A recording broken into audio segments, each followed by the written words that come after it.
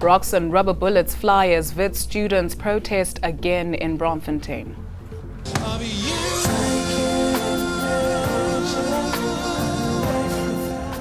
Mandoza's life is celebrated at a memorial service in Johannesburg. Good evening. To comment on any of our stories, you can find us on Twitter and Facebook. That's at eNews Direct. And of course, you can also track our main stories using these hashtags, Mentos Memorial and Fees Must Fall. Chaotic scenes in Braamfontein today as police again clashed with Wits students.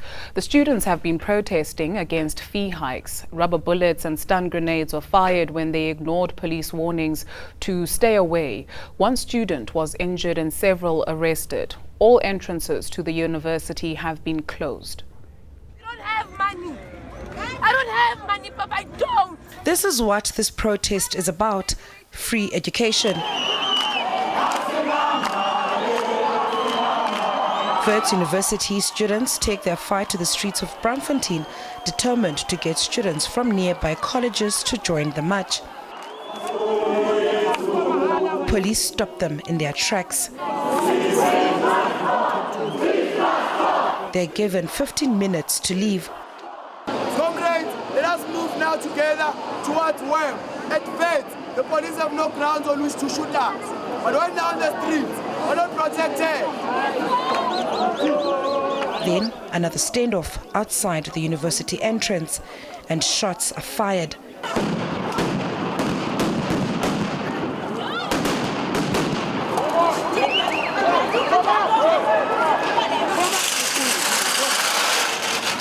A student is injured. Wits is shutting its doors until Friday. The students call this a victory. Just as much as the government is responsible, the people who must push this agenda with us are the university leaders like Adam Habib. But the university says its hands are tied and that government needs to intervene in the issue of fees. Get down on the floor. Get down, you won't get hurt. Just get down. Just stay down. Just stay down. Stay down. In the meantime, the police are pushing back, not hesitating to enforce the law as protests continue. Sigero Ramdingi, Wits University, Johannesburg. Meanwhile, student leaders at UNISA say they'll bring Africa's largest university to its knees if fees are hiked there in 2017.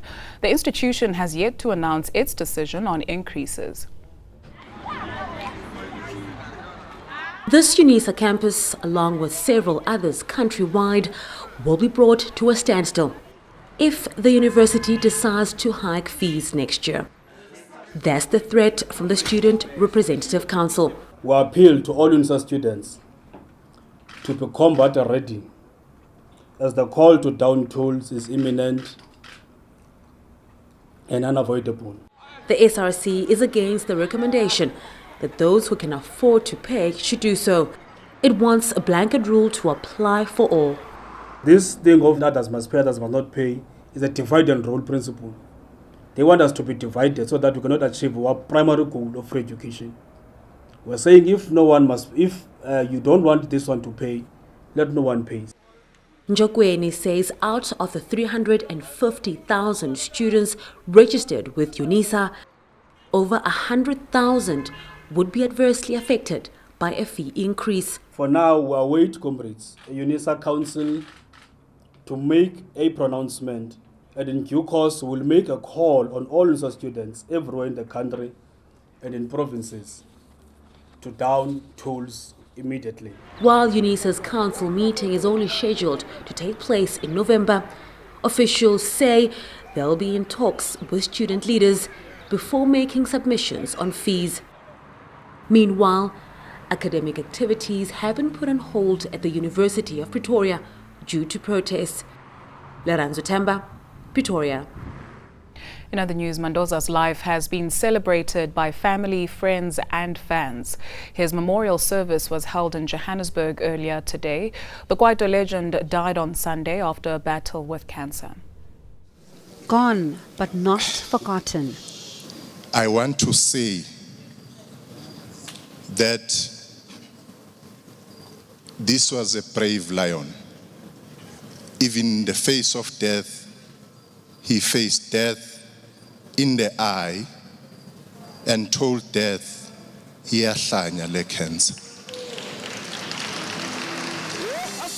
And what better way to honor a Kwaito legend than with music?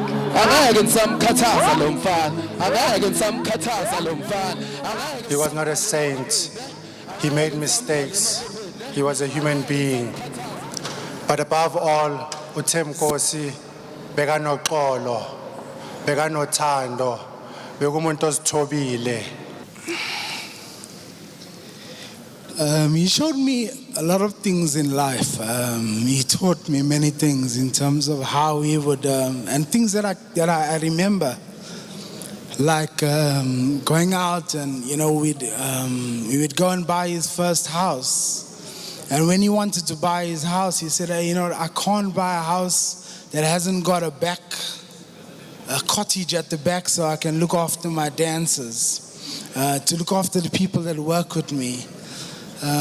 Things like that, he would constantly, for every time he would succeed or he'd make something, he'd always look after his guys. Some mourners used the platform to highlight the plight of local artists and asked government to do more to support them. Can we do something to put an academic structure to this arts and culture system? Mandoza will be buried on Friday. Residents of a Johannesburg suburb are threatening to take the Mineral Resources Department to court.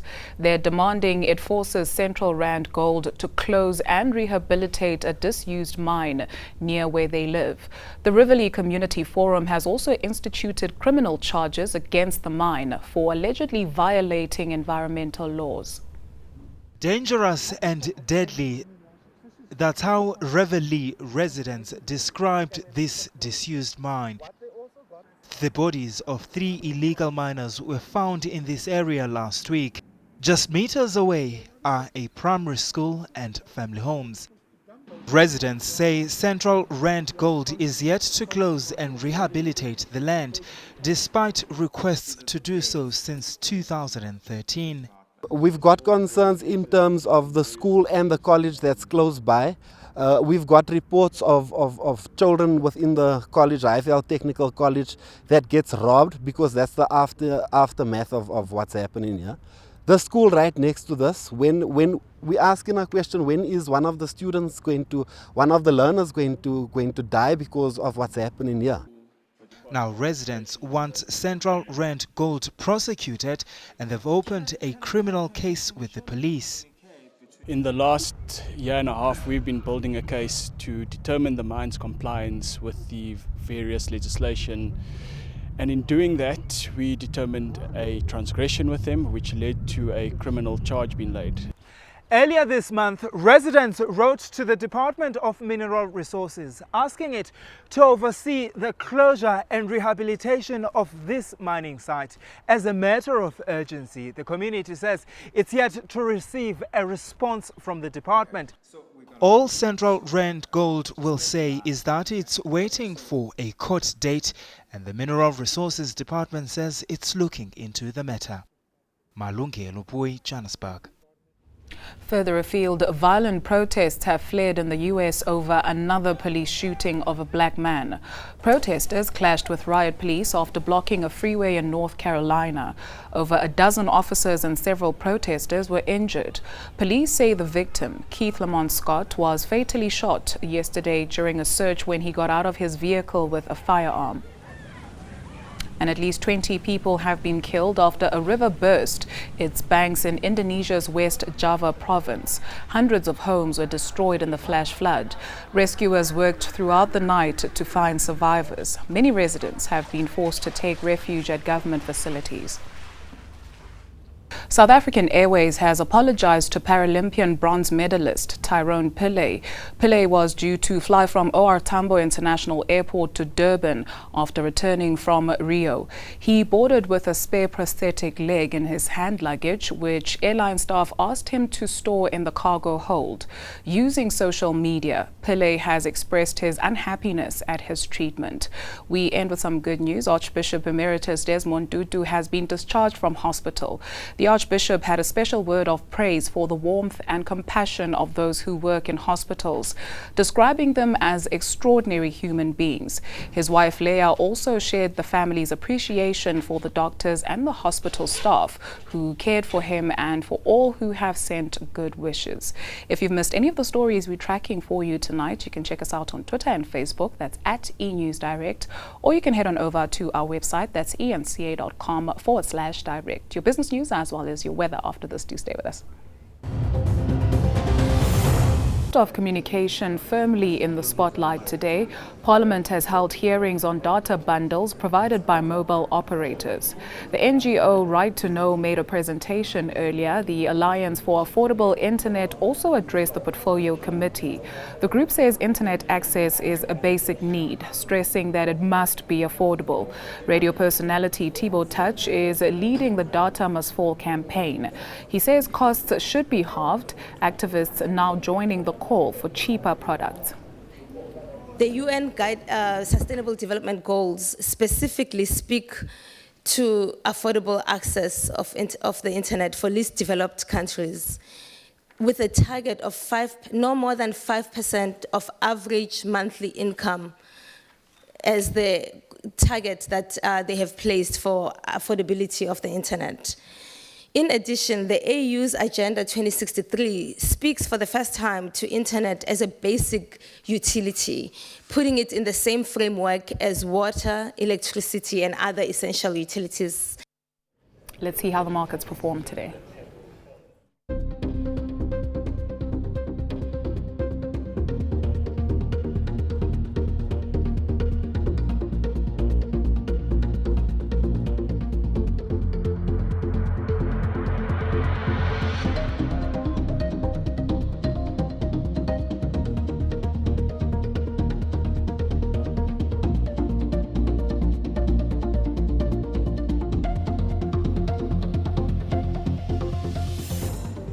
Let's check in with the Weather Center. Here's Louis.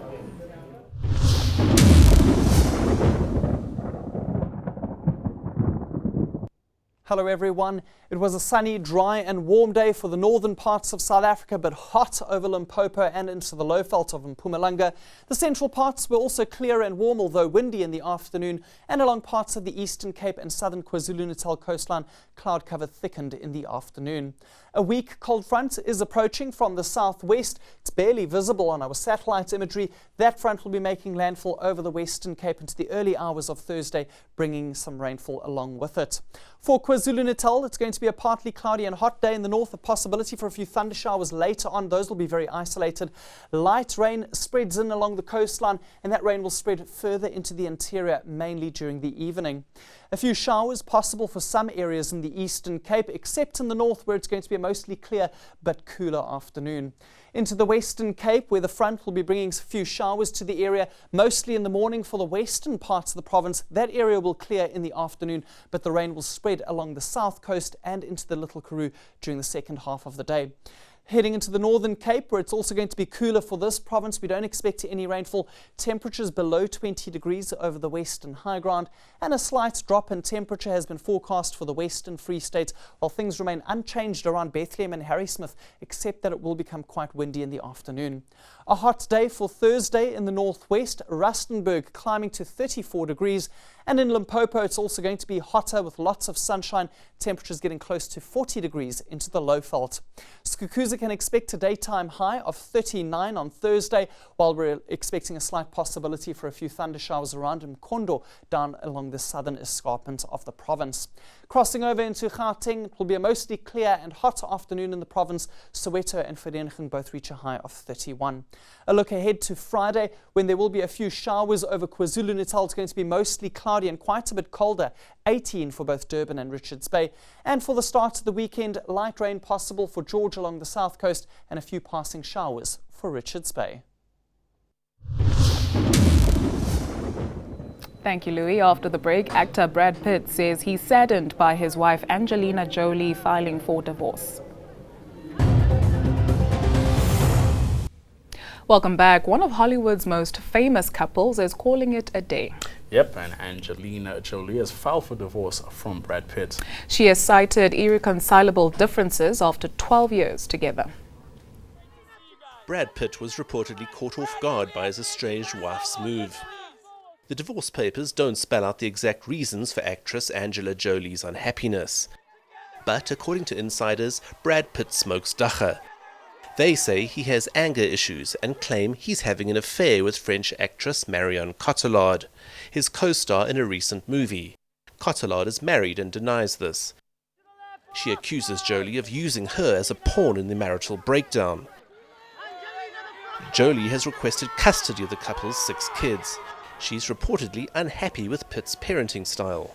We don't know if there'll be a custody battle or whether he will just agree. Collectively known as Brangelina, the pair are one of the entertainment world's most visible couples. They married in 2014 after meeting 10 years ago. The decision to divorce comes as a surprise to many. They've really worked hard on their relationship, and they've gone through so much together. Health crises and adopting the children and having their own children and so many things. And so I think it was something where I think everyone kind of felt comfortable that this was a couple that was going to make it.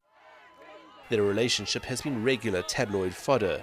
Reports have focused on the role Jolie played in the breakup of Pitt's marriage to actress Jennifer Aniston.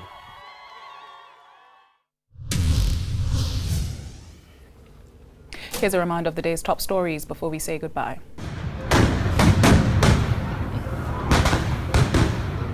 Rocks and rubber bullets fly as Wits students protest again in Braamfontein.